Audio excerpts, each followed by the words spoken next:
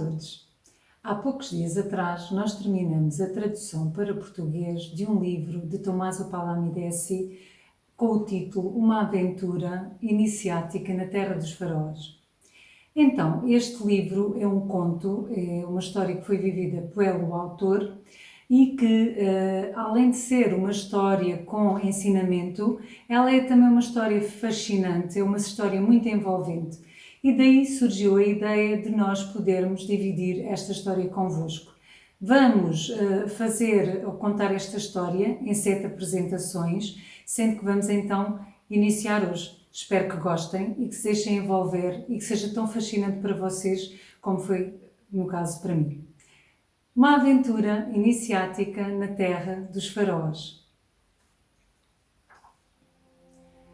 Deitar um olhar no mistério do passado e do futuro humano sempre foi a minha mais imperiosa necessidade de estudioso e de pensador. As antigas civilizações, como a caldeia e a egípcia, a indiana e a atlante, devo dizer, foram objeto dos meus estudos e delas posso dizer ter tirado toda aquela espiritualidade e luz interior que permeia todo o meu ser. O meu sonho, tanto em adulto como em criança, sempre foi poder um dia, como peregrino, visitar o Oriente e estar em contemplação sobre o céu do Egito em Tebas, em Mênfis e em Heliópolis, a radiosa cidade dedicada ao culto solar. Estar como um solitário contemplador até aparecer o primeiro quarto lunar sob a sombra da Esfinge ou de uma grande pirâmide, na esperança de reviver, transportada em sonho, a história que os corroídos granitos funerários de Siene viveram ao longo dos séculos. E foi assim que, depois de ter aprofundado todo o conhecimento humano, da alquimia à astronomia, da medicina à botânica, da astrologia à física, da filosofia à história comparativa das religiões, do caldeu ao hebraico e ao latim, atirei-me precipitadamente no estudo da língua egípcia, ou seja, na escrita hieroglífica e hierática. A essa altura, o desejo de ler os papiros mágicos para capturar os segredos da magia tinha-se tornado uma premente obsessão. Acho que estávamos no final de 1943 e numa tarde, tomado de sonolência, senti-me como elevado com violência e projetado entre dunas e palmeiras. À noite, sob um fraquíssimo brilho lunar que dava à paisagem uma aparência misteriosa e assustadora ao mesmo tempo. Pela posição de Vega, a estrela mais brilhante da balança, muito alta no horizonte, entendi que era por volta da meia-noite. Não estava sozinho, porque um homem rude e resoluto acompanhava-me sem proferir palavra. Nem eu tinha vontade de fazer-lhe perguntas. O seu passo pesado e forte batia nas areias do deserto egípcio e sentia que todo o seu ser visava por um só objetivo, rumo a algo de grandioso e de terrível. Mas eu não lhe perguntava nada, absolutamente nada, ainda que ardesse de impaciente desejo porque me encontrava lá, naquela noite profunda, a caminho rumo ao desconhecido. A noite enchia o espaço e oprimia-me. A um certo ponto, dirigimos-nos para um planalto granítico no qual se erguia em toda a sua angustiosa majestade a grande pirâmide. Já imaginava o colosso de pedra com os seus corredores, os seus labirintos, os subterrâneos, as suas salas funerárias e apertava-se-me o coração à ideia de dever penetrar as suas misteriosas trevas. Então, reuni todas as minhas forças interiores. A minha timidez foi enfiada nos mais recônditos recessos do meu subconsciente e gritei alto para o meu estranho acompanhante. Diz-me, irmão, o que é esse colosso de pedra elevado dos céus para desafiar os séculos e a devastação do tempo ou dos homens? À pergunta repentina e resoluta, o homem do meu flanco disse-me que nos encontrávamos à frente de um dos templos mais importantes do Egito, onde os processos mais recônditos da alquimia eram experimentados na sombria opressão do seu túmulo. Ele não me disse mais nada e fechou-se na sua pensativa austeridade, mas eu não mais ousei fazer perguntas. Acreditava ir terminar na pirâmide, mas a estranha figura fez-me sinal de orientar o passo em direção às fins de Gizé, mesmo em frente à própria pirâmide. O colossal monstro avermelhado, lucidíssimo pela sua lisura, tinha os reflexos sinistros sobre os raios lunares e a luz difusa das constelações. Na formidável e augusta serenidade daquelas solidões, os seus olhos de mistério davam-me uma sensação de desânimo, mas o orgulho de homem mantinha-me forte e aparentemente corajoso. As trocas de conversa com o meu acompanhante não eram fonéticas, mesmo que parecessem.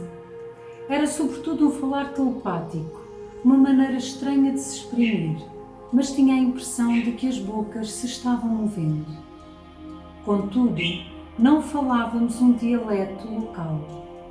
Por exemplo, parece-me que, referindo-se à esfinge, a chamasse Shu, com uma aspiração glótica surda do She.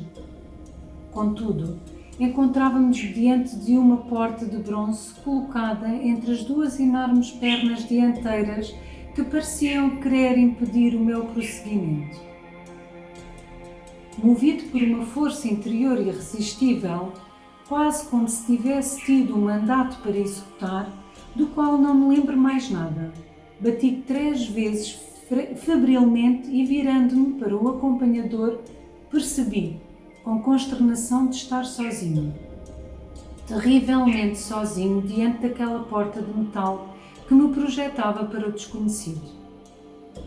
Assim, depois de um sinistro ranger de dobradiças enferrujadas, a porta escancarou-se.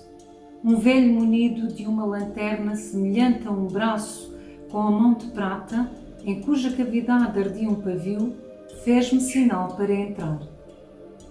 Mal entrei, disse-me para ir sempre em frente e para nunca me virar. Absolutamente nunca, porque estaria perdido. Depois, desapareceu e apercebi-me de fechar atrás de mim com um estrondo de trovão rebombante a enorme porta de bronze. O ambiente era palidamente iluminado por lucernas, por 7 lucernas. Instintivamente procurei uma saída e à frente, sobre a arcada de uma porta, uma estela de madeira pintada exibia a seguinte inscrição, que transcrevo tal como a recordo naquele estado de angustiante espera. Aqueles hieroglifos estilizados deram-me este sentido. Entra, para, conhece-te a ti próprio. Certamente tinha que ser egípcio para entender tudo isto. Nesse imperativo, tive como reentrar em mim mesmo e caí num profundo sonho onde imagens e símbolos em um dado momento me fizeram gritar como um louco, mas uma força agarrou-me a garganta e não conseguia.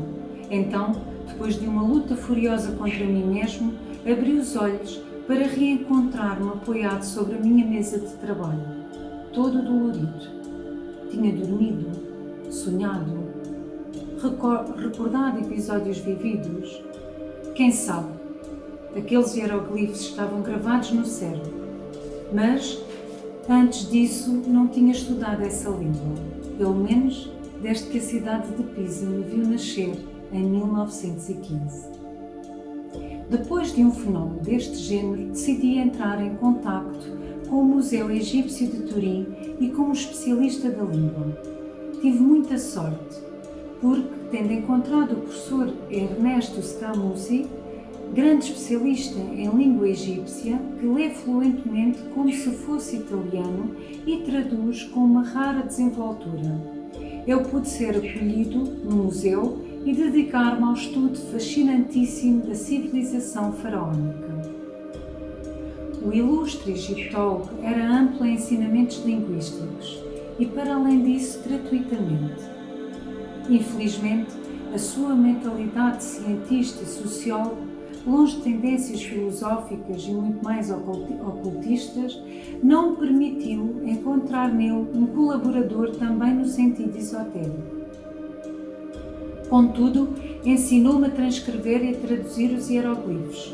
Deu-me a oportunidade de investigar nos textos e, portanto, abriu-me generosamente o caminho para as pesquisas que eu exponho em parte nos meus livros.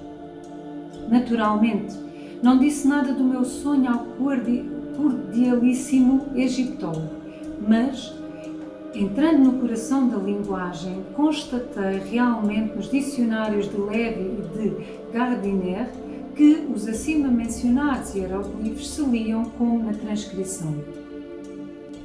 O enigma destes hieroglifos tinha conseguido resolvê-lo, mas, como tinha sido capaz de vê-los nesse estado de sonolência, deu muito que pensar.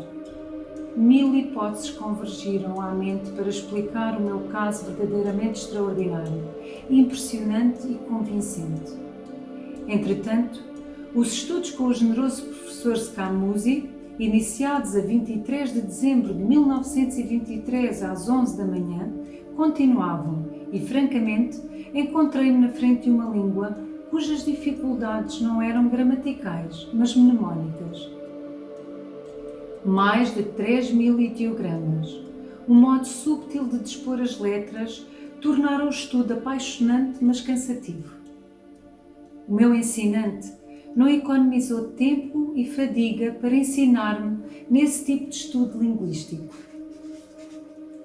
Passaram-se alguns meses e numa manhã nublada e triste, um amigo veio trazer-me um escaravelho de pedra autêntico egípcio, porque queria a exata tradução do texto gravado no verso. Não levei o escaravelho para o meu professor, como havia feito com o outro que me fora submetido, porque já me sentia pronto para traduzir com as minhas próprias forças. Pedi alguns dias de tempo para efetuar as minhas pesquisas e assim foi, e o meu amigo deixou-me ao meu delicado trabalho de decriptação. Hoje vamos ficar por aqui na nossa história e continuamos no próximo encontro.